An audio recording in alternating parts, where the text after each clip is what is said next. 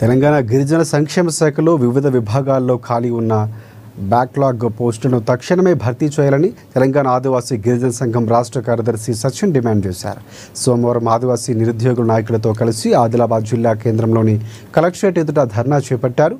ITDA పరిధిలోని agency ఏరియాలో ఉన్న నిరుద్యోగ యువతకు ఉద్యోగ అవకాశాలు కల్పించేలా స్పెషల్ ఏజెన్సీ డిఎస్సి నిర్వహించాలని చెప్పారు. ఇక ట్రైకర్ ద్వారా నిరుద్యోగులకు ఆర్థిక సాయం అందించాలని కోరారు. తెలంగాణ రాష్ట్రంలోని గిరిజన సంక్షేమ శాఖలో ఖాళీగా ఉన్నటువంటి 3000కు పైగా బ్యాక్లాగ్ పోస్టులను భర్తీ చేయాలని తెలంగాణ ఆదివాసీ గిరిజన సంఘం డిమాండ్ చేస్తూ ఉన్నది.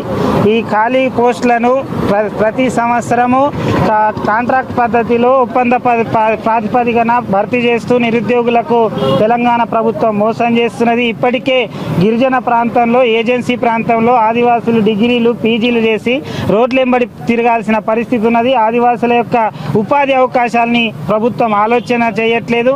ఈ ఖాళీగా ఉన్నటువంటి గిరిజన సంక్షేమ శాఖలో ఉన్నటువంటి బ్యాక్లాగ్ పోస్టులను తక్షణమే భర్తీ చేయాలా. అట్లాగే జీవో నంబర్ 3 ఏజెన్సీ ప్రాంతంలో 100% ఉద్యోగ రిజర్వేషన్ కల్పించే జీవో నంబర్ 3ని దాంట్లో ఇంప్లిమెంట్ చేయాలని చెప్పేసి ఈ సందర్భంగా మేము డిమాండ్ చేస్తూ ఉన్నాం. అట్లాగే గత 5 సంవత్సరాల నుంచి గిరిజన సంక్షేమ శాఖ ద్వారా నిరుద్యోగ యువతకు ట్రైకార్ ద్వారా రుణాలు అందించాలి. కానీ 5-6 ఏళ్ల నుంచి దాని నిధులు ఇవ్వట్లేదు, ఆ రుణాలు ఇవ్వట్లేదు. గిరిజన నిరుద్యోగులకు ఉపాధి అవకాశాలు పెంచడంలో ప్రభుత్వాలు పేపర్లకే ప్రకటన అవుతున్నాయి తప్ప వాస్తవ స్థితిలో గిరిజన నిరుద్యోగులకు ఉపాధి అవకాశాలు కల్పించే దాంట్లో పూర్తిగా విఫలమైనాయి.